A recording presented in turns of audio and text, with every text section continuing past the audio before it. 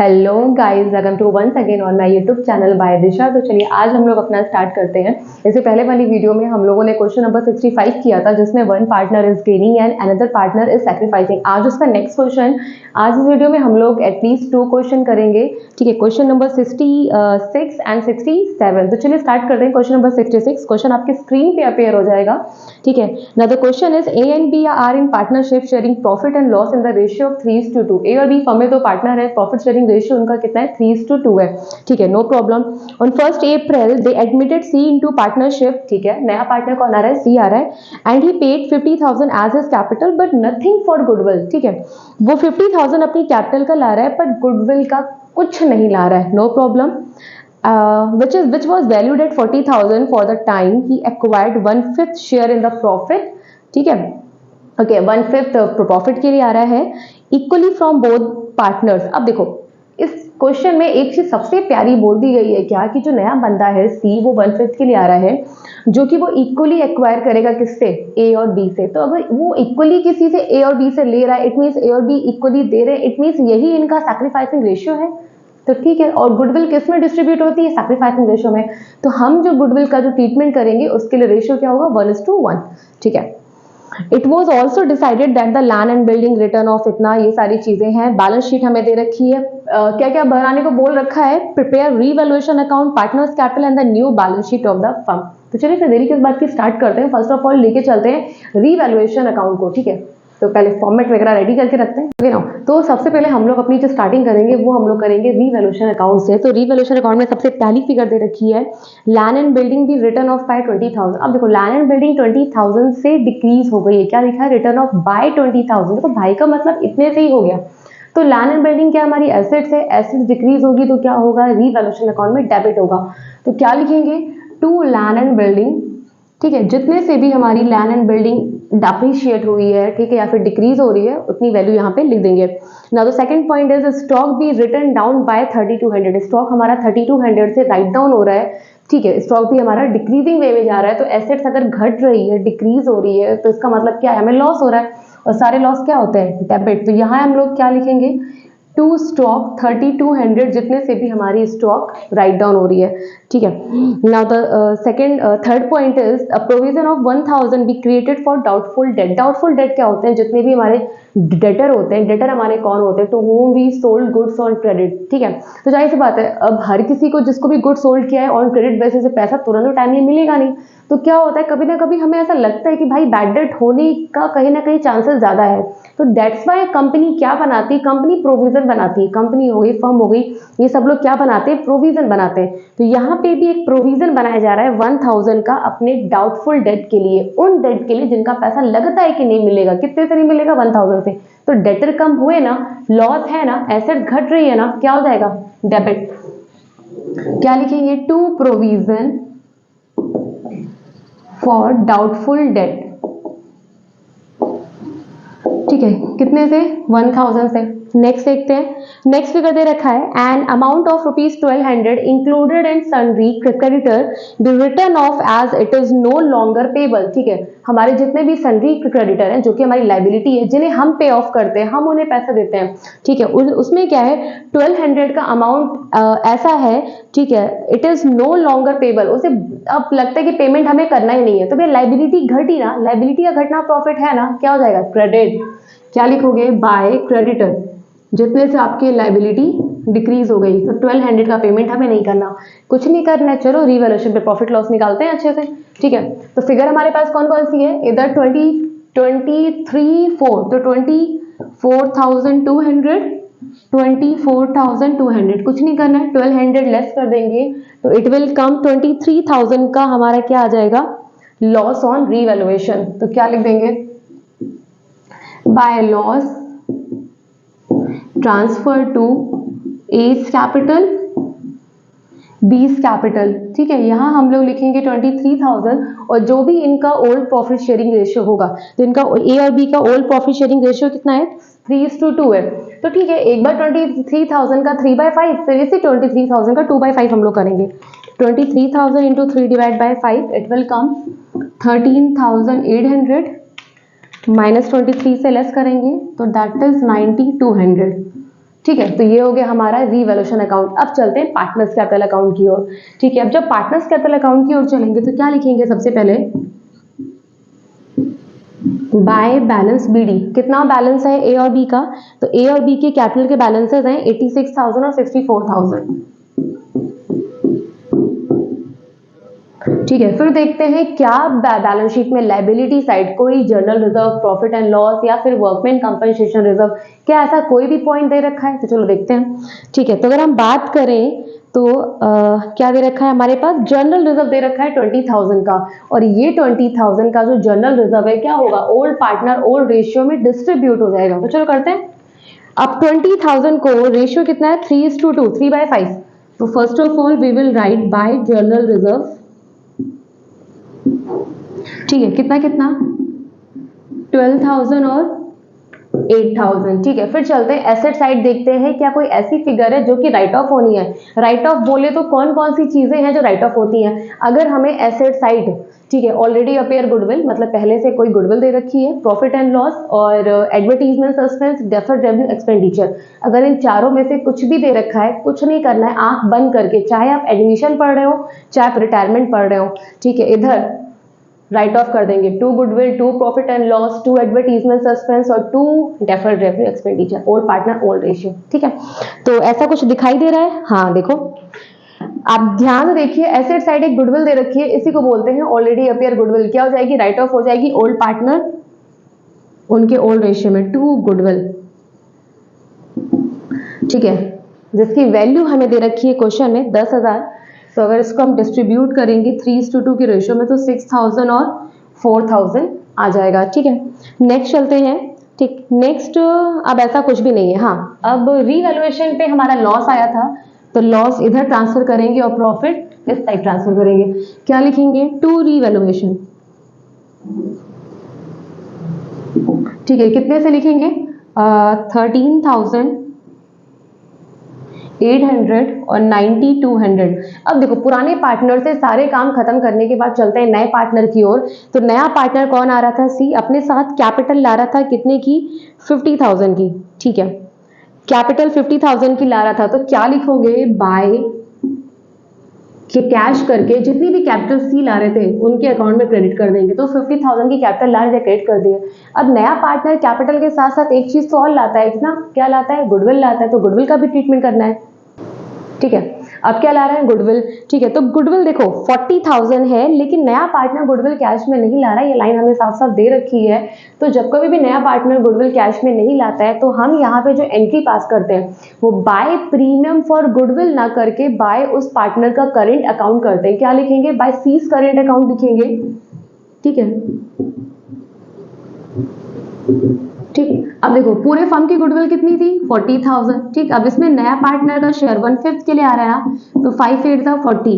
8,000 सी के हिस्से की गुडविल है, जो कि वो ए और बी से अपना रेशियो शेयर इक्वली ले रहा है, मतलब ए और बी इक्वली सैक्रिफाइस कर रहे हैं। तो ये 8,000 की गुडविल ए और बी दोनों को इक्वली मिल जाएगी, कितना, 4,000 और 4,000। तो पार्टनर्स कैपिटल में इसके अलावा और कुछ नहीं जाएगा। चलिए बैलेंस निकालते हैं और उनकी टोटलिंग करते हैं। ठीक है, तो फर्स्ट ए के कॉलम को लेते हैं, 86,000, 12,000, 4,000, इट विल कम 1,02,000, 1,02,000। अब 1,02,000 में से लेस करते हैं 6,000 और 13,800। Now the balance is 82,200। ये हमारा क्या हो जाएगा, ये हमारी कैपिटल का क्लोजिंग बैलेंस हो जाएगा टू बैलेंस सी डी।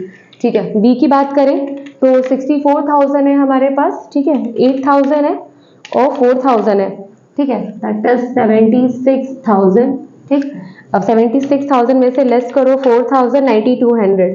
ठीक है, इट विल कम 62,800। ठीक, और टोटलिंग कितनी आ जाएगी बोथ साइड, 76,000। नाउ द 50,000, इसमें तो कोई चेंजेस होना ही नहीं है, बोथ साइड हम 50,000 लिख देंगे। तो ये था हमारा पार्टनर्स कैपिटल अकाउंट। अब हम चलते हैं किसकी ओर, बैलेंस शीट की ओर चलते हैं। ठीक है, तो चलिए बैलेंस शीट बनाते हैं।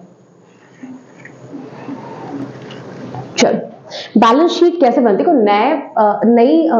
नई पार्टनरशिप में जो नई बैलेंस शीट बनती है वो पुरानी बैलेंस शीट को देख के बनेगी। तो पहला हमारा काम है कि पुरानी बैलेंस शीट में लायबिलिटी साइड क्या क्या चीजें दे रखी हैं। तो देखो भैया, सबसे पहले दे रखा है हमें कैपिटल। देखो वहां कैपिटल सिर्फ ए और बी की है और अब तो नया पार्टनर आ चुका है, मतलब अब कैपिटल हमें 3 लोगों की मिलेगी, ए की, बी की और सी की। ठीक है, तो यहाँ हम लोग क्या लिखेंगे, यहाँ हम लिखेंगे कैपिटल। ठीक है, और कैपिटल में लिखेंगे ए बी सी। तो चलो ए बी सी की कैपिटल लिखते हैं, कहाँ से मिलेगी, तो ये देखो 82,200।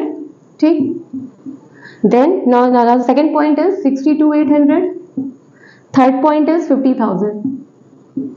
ठीक है, देन उसके बाद अगर हम बात करें तो उसके बाद हमारा है जनरल रिजर्व, ऑलरेडी डिस्ट्रीब्यूट हो चुका है, दोबारा बैलेंस शीट में नहीं आने वाला है। ठीक है, now the third is sundry creditor 31,200, और हमें पता है कि सन्ड्री क्रेडिटर में 1200 के क्रेडिटर ऐसे थे जो अब हमसे पेमेंट नहीं लेंगे। देखिए हमें प्रॉफिट हुआ था ना, लेस कर देंगे, जो बैलेंस शीट बनाएंगे तो जितने भी क्रेडिटर लिखेंगे 31,200 के, उसमें 1200 माइनस करेंगे, इट विल कम 30,000। तो लाइबिलिटी साइड तो कंप्लीट हो गई। चलते हैं एसेट साइड। एसेट साइड सबसे पहले दे रखा है गुडविल, क्योंकि ऑलरेडी अपेयर गुडविल थी, राइट ऑफ हो चुकी है, दोबारा बैलेंस शीट में नहीं आएगी। नेक्स्ट चलते हैं, नेक्स्ट हमारे पास जो फिगर है लैंड एंड बिल्डिंग 60,000 की। लैंड एंड बिल्डिंग हमारी राइट ऑफ हो गई थी 20,000, तो फिर 60 में से 20 लेस करिए 40,000। तो लैंड एंड बिल्डिंग कितने की हो जाएगी, 40,000 की। एक बार फिर से रिपीट कर दे रही हूँ, कहाँ से आया, 60,000 की लैंड एंड बिल्डिंग थी, 20,000 से वैल्यू डेप्रिशिएट हुई थी, लेस किया तो 40 का वैल्यू लिख दिया। Now the second point is plant and machinery. Plant and machinery में कोई चेंजेस नहीं हुए, तो एज इट इज इनकी वैल्यू हम लोग लिख देंगे। तो प्लांट एंड मशीनरी की वैल्यू कितनी है, 70,000।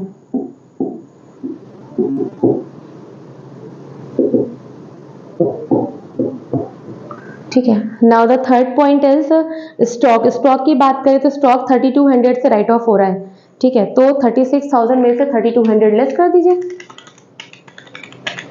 32,800 का हमारा स्टॉक बचेगा। स्टॉक 32,800। ठीक है, now the next figure is sundry debtor. Sundry debtor हमारे जितने भी हैं 20,000 के हैं, उसमें 1,000 के डेटर क्या है, बैड डेट है, लेस कर दीजिए। ठीक है, तो फिर जितने भी हमारे सन्ड्री डेटर है दैट इज वैल्यू इनकी कितनी है, 20,000 है, तो फिर 20,000 और लेस अगर मैं कर दूं इसमें से प्रोविजन 1,000 का, तो इट विल बिकम 19,000। ठीक है, नेक्स्ट हमें दे रखा है figure cash at bank, cash in hand. ठीक है, देखो cash at bank, cash in hand दोनों दे रखा है। आप किसी में भी नए पार्टनर की कैपिटल ऐड कर सकते हो, तो चलिए बैंक में ही ऐड कर देते हैं। कैश एट बैंक 4,000 का है, उसमें 50,000 की नए पार्टनर की कैपिटल ऐड करेंगे, तो हमारा कैश एट बैंक कितना हो जाएगा, 54,000। क्योंकि हम लोग को पहले ही पता है, इतने सारे हम लोग क्वेश्चन कर चुके हैं कि जब कभी भी नया पार्टनर आता है तो कैपिटल और गुडविल लेके आता है, और फर्म की कैश उस कैपिटल और गुडविल से इंक्रीज हो जाती है। ठीक है, ठीक है, नेक्स्ट चलते हैं, हमारे पास क्या है, कैश इन हैंड 1200 का है, लिख देते हैं। ठीक है, एज इट इज। अब आप बोलिए हमने इसमें गुडविल क्यों नहीं ऐड करी स्टूडेंट, क्योंकि गुडविल कैश में नहीं आई है। ठीक है, हमने यहाँ पे क्या लिखा है, बाय प्रीमियम फॉर गुडविल लिखते तो गुडविल ऐड करते कैश के फॉर्म में, लेकिन यहाँ पे सीज का करेंट अकाउंट लिख के हमने गुडविल को डिस्ट्रीब्यूट किया है, मतलब गुडविल कैश में नहीं आई है। तो जब गुडविल कैश में नहीं आती है तो वो कैश में ऐड इंक्लूड नहीं होती है, अलग से लिखते हैं सीज करेंट, उसकी गुडविल की वैल्यू को, सीज करेंट अकाउंट कितने की, 8,000। तो चलिए बैलेंस शीट को मैच कराते हैं। ठीक है, नाउ द थिंग, सबसे पहले लाइबिलिटी साइड 82,200। ठीक है, 82,200, 62,800, 50,000, 30,000, इट विल कम 2,25,000। ठीक है, एसेट साइड मैच कराते हैं, 40, 70, 32,800, ठीक है, 19,000, 54,000, 1,200, 8,000, दैट इज 2,25,000। ठीक है, ये हमारी बैलेंस शीट मैच हो गई। तो अगर क्वेश्चन पसंद आया हो तो लाइक करें, सब्सक्राइब करें और शेयर करें, और हाँ नेक्स्ट क्वेश्चन इसी वीडियो में है, उसको भी करके जाएं। ठीक है, थैंक यू। नेक्स्ट क्वेश्चन की हम लोग अपने स्टार्टिंग करते हैं। नेक्स्ट क्वेश्चन हमारी क्या है, चलिए इस चीज को समझते हैं। नेक्स्ट क्वेश्चन हमारा मोस्ट इंपॉर्टेंट क्वेश्चन है, इस चीज पे प्लीज ध्यान दीजिएगा। ठीक है, 67 क्वेश्चन आपका कहता है X and Y are partner sharing profit and loss in the ratio of 5:3। X और वाई फर्म में दो पार्टनर है, प्रॉफिट शेयरिंग रेशियो इनका कितना है, 5:3 है। कोई दिक्कत नहीं है, कहीं पर लिख लेते हैं, वरना फिर बार बार मेरे को ही कॉपी में देखना पड़ता है बुक में। ठीक है, तो 5:3 इनका प्रॉफिट शेयरिंग रेशियो है, ओल्ड रेशियो है। नया पार्टनर इनका Z आ रहा है, सॉरी हाँ Z आ रहा है, ठीक है। अब इसके बाद की जो लाइन है that is most important, please उसे ध्यान से फोकस करिएगा, ठीक है। X surrender 1/4 of his share and Y surrender 1/3 of his share in favour of Z। Z partner में, Z हमारे पार्टनरशिप फर्म में एज अ न्यू पार्टनर आ रहा है, पर कितने शेयर के लिए आ रहा है ये नहीं दे रखा। तो आप बताओ X जो सैक्रिफाइस कर रहा है, Y जो सरेंडर कर रहा है, ये दोनों मिलके किसके लिए कर रहे हैं? Z के लिए, सो दैट Z फर्म में एंट्री आ सके। तो अगर हम इन दोनों के सैक्रिफाइस को ऐड कर दे तो वो नए पार्टनर का शेयर मिलेगा कि नहीं मिलेगा? बस यही एक अच्छा पॉइंट है इसमें। और भी बहुत सारे पॉइंट है, दिखाते हैं।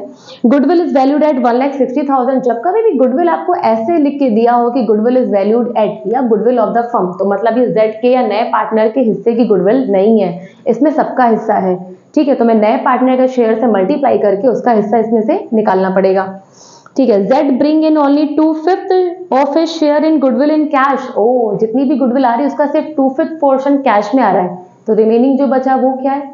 वो हमारा ऑन क्रेडिट है, ठीक है। तो इन दोनों में एंट्री अलग अलग पास होती ना, इसे भी अच्छे से भी ध्यान से देखते हैं, ठीक है। And 1,50,000 as his capital, following terms agreed upon. अब सबसे पहले रीवैल्यूएशन का पॉइंट क्लियर करते हैं, उसे खत्म करते हैं, चलिए, ठीक है। तो रीवैल्यूएशन का हमारा जो पहला पॉइंट है, premises is to be increase to 2 lakh. Premises बढ़ के 2 लाख की हो गई, तो बढ़ी कितने से? देखो जाके बैलेंस शीट में, वे पुरानी बैलेंस शीट में हमारे पास जो प्रीमाइसेस है 1,50,000 की थी, आज 2 लाख की हो गई, 50,000 से बढ़ गई ना। और एसेट्स का बढ़ना हमारे लिए प्रॉफिट है, क्या हो जाएगा? By premises. कितने से? जितने से हमारी प्रीमाइसेस की वैल्यू इंक्रीज हो गई, जितने से हमें प्रॉफिट हो गया, ठीक है। नेक्स्ट चलते हैं। एंड स्टॉक बाय 5,000, स्टॉक 5,000 से बढ़ गया, तो स्टॉक में कंपैरिजन रिक्वायर्ड नहीं है, बिकॉज यहाँ पे लिखा है बाय वर्ड का यूज लिखा, और बाय वर्ड का यूज लगने का मतलब है कि स्टॉक इतने से इंक्रीज हो गया, तो बाय स्टॉक, ठीक है। आगे चलते हैं, ठीक है। नेक्स्ट पॉइंट हमारा कहता है, creditors proved at ₹60,000 one bill for goods purchase having been omitted from the books। Creditor 60,000 के हो गए, थे कितने के? जरा देखो, क्रेडिटर हमारे 50 के थे, 60 के हो गए, मतलब बढ़ा कितने से? 10,000 से। और लाइबिलिटी का बढ़ना प्रॉफिट नहीं है, हर बढ़ने वाली चीज फायदा नहीं होता, कभी कभी लॉस भी होता है, तो लॉस से भी तो गुजरना पड़ेगा ना, मैं कहाँ ही जाएंगे। तो 2 क्रेडिटर, देखो भाई एक जैसे दिन तो नहीं चलते ना, ठीक है।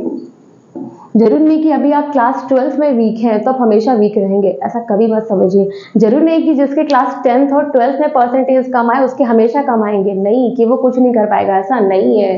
कंसिस्टेंसी, आपका हार्डवर्क पता नहीं कब आपको क्या मुकाम पहुंचा दे, वी यू नेवर नो, ठीक है। तो मिट्टी पाओ सब पे छोड़ो और जिंदगी में आगे बढ़ते रहो बस खाली, ठीक है। Outstanding rent amounting to 12,000, outstanding rent 12,000 के हो गए, जरा थे कितने के? तो आउटस्टैंडिंग रेंट पहले के नहीं थे शायद, पहले का कोई आउटस्टैंडिंग रेंट नहीं, तो इसका मतलब आज हमारे पास आउटस्टैंडिंग रेंट 12,000 के हो गए, तो लाइबिलिटी का बढ़ना लॉस है, क्या लिखेंगे? 2 आउटस्टैंडिंग रेंट,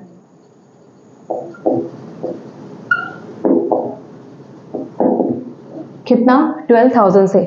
आगे चलते हैं, प्रीपेड सैलरी। प्रीपेड सैलरी क्या है? हमारे लिए एक एसेट्स है, प्रॉफिट है, तो बाय प्रीपेड सैलरी,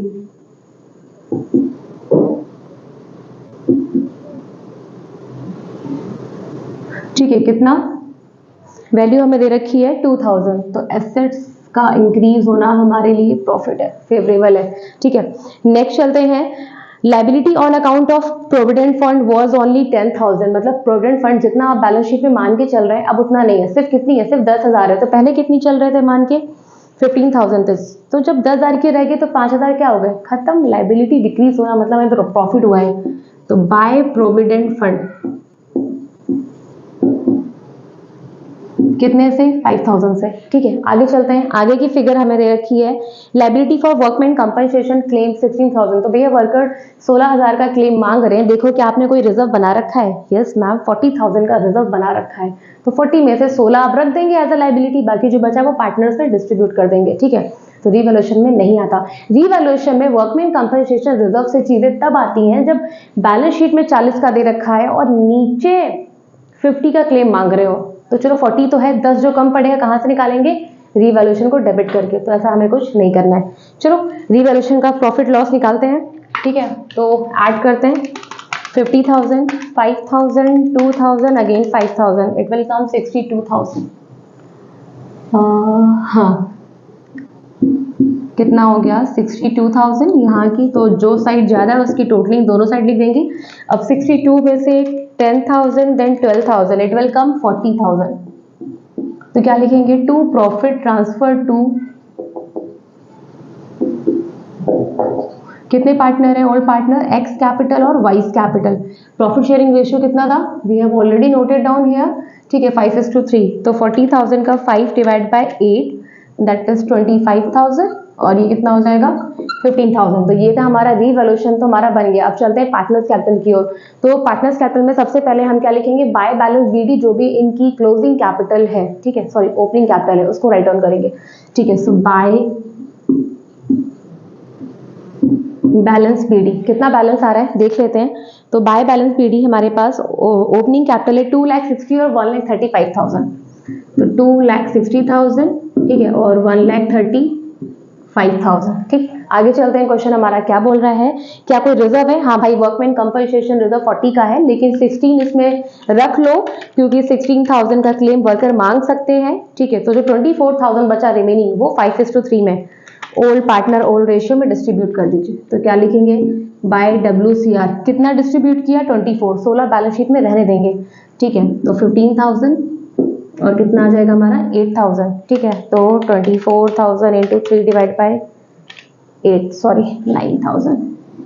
ठीक है, और कोई रिजर्व, जनरल रिजर्व वगैरह नहीं है. क्या एसेट साइड कुछ राइट ऑफ करने को है, तो एक बार जरा फिर से रिकॉल करते कौन कौन सी चीजें राइट ऑफ होती हैं. तो अगर हमें asset side already appear goodwill, advertisement suspense, profit and loss, deferred revenue expenditure, अगर इन 4 चीजों में से कुछ भी दे रखा है तो वो ओल्ड पार्टनर उनके ओल्ड रेशियो में राइट ऑफ हो जाएंगे पार्टनर्स कैपिटल के डेबिट साइड में. तो देखो क्या दे रखा है, एडवर्टीजमेंट सस्पेंस 16,000 का, तो राइट ऑफ कर दो 2 एडवर्टीजमेंट सस्पेंस.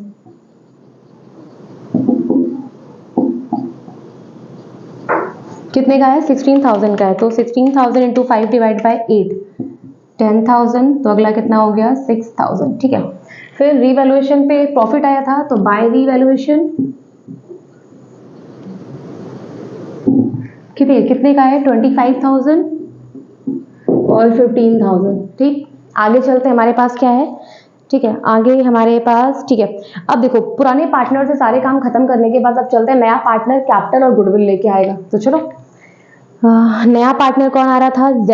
पहले क्या हम लोग Z का शेयर तो निकाल लें. Z का शेयर कितना है, देखो भैया कह रहा है कि X surrender 1/4 of his share. X अपने शेयर का 1/4 दे रहा है, तो X दे कितना रहा है, तो X सरेंडर कितना 1/4 ऑफ हिज शेयर. ठीक है, तो जरा बताओ X का शेयर कितना है 5:3 के अकॉर्डिंग 5/8, ऑफ की जगह मल्टीप्लाई और 1/4. X अपने शेयर का 1/4 दे रहा है, तो कितना दे रहा है 5/32. तो Y भी कुछ ना कुछ सैक्रिफाइस कर रहा होगा. ठीक है, लिखा है Y surrender 1/3 of his share. If we talk about Y surrender, तो Y surrender 1/3 of his share. ठीक है, तो 1/3 इंटू 3/8 Y का शेयर है, तो 3/24. ठीक है, अब बताओ ये जो इनका जो कि इसे छोटा कर लें, 3/24 को 1/8 लिख दे. ठीक है, तो ये X और Y का क्या है, सैक्रिफाइस है. इन्हीं दोनों के सैक्रिफाइस को अगर हम ऐड कर दे तो हमें नए पार्टनर का शेयर मिल जाएगा. कैसे, देखो अगर हम लोग Z के शेयर की बात करें तो X का सरेंडर कितना है 5/32, Y का सरेंडर कितना है 1/8. 8 और 32 का आंसर लेंगे तो 32 ही आएगा. 5 8 4 जा, ठीक है, तो 4 9/32 के लिए हमारा नया पार्टनर आ रहा है. ठीक है, तो ये था Z का शेयर 9/32. ठीक, आगे चलते हैं.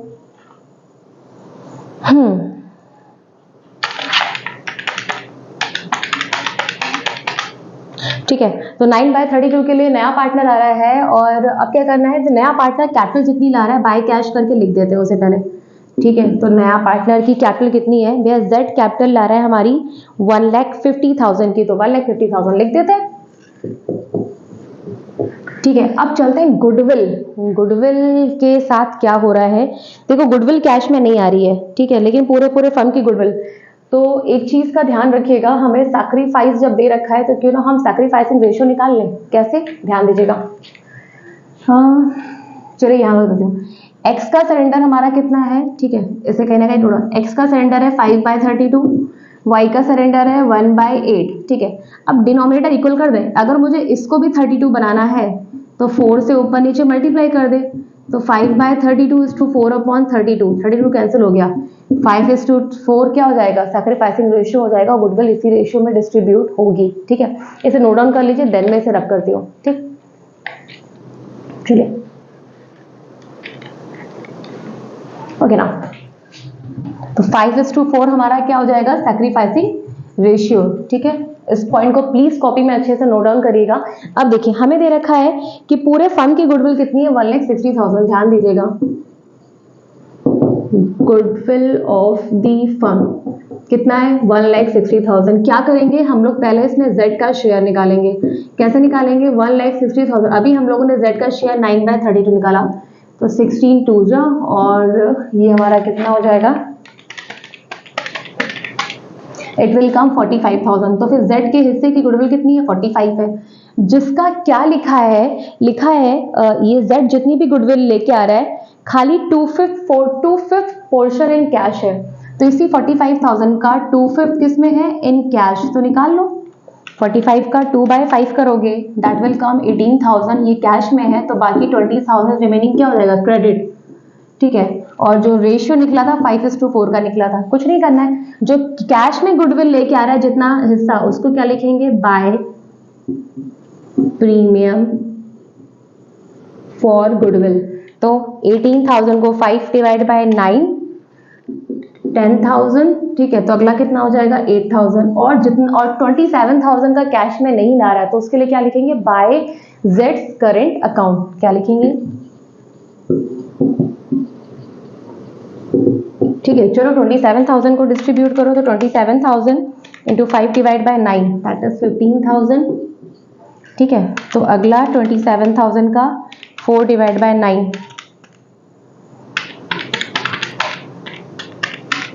इट विल कम 12,000, ठीक है। तो ये हो गया, गुडविल का काम भी हमारा खत्म हो गया। चलो कैपिटल के बैलेंसेस निकाल देते हैं, and then we will move to the balance sheet.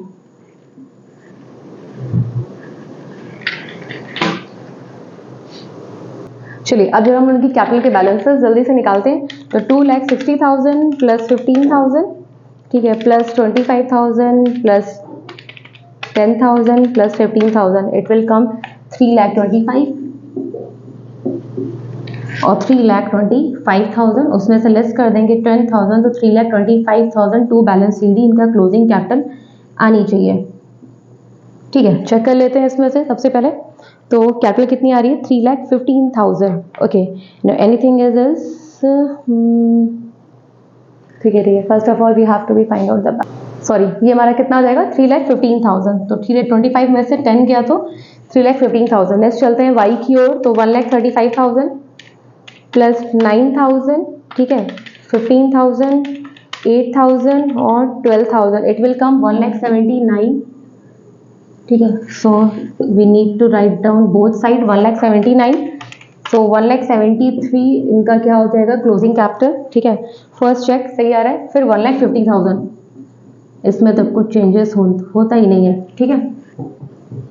अब क्या बाकी है, बैलेंस शीट बनानी है बस, फिर हमारा क्वेश्चन, ये 2 क्वेश्चन पूरे कंप्लीट हो जाएंगे। ये क्वेश्चन बहुत इंपॉर्टेंट है, प्लीज इसकी प्रैक्टिस खुद से करिएगा 1 से 2 बार, ठीक है।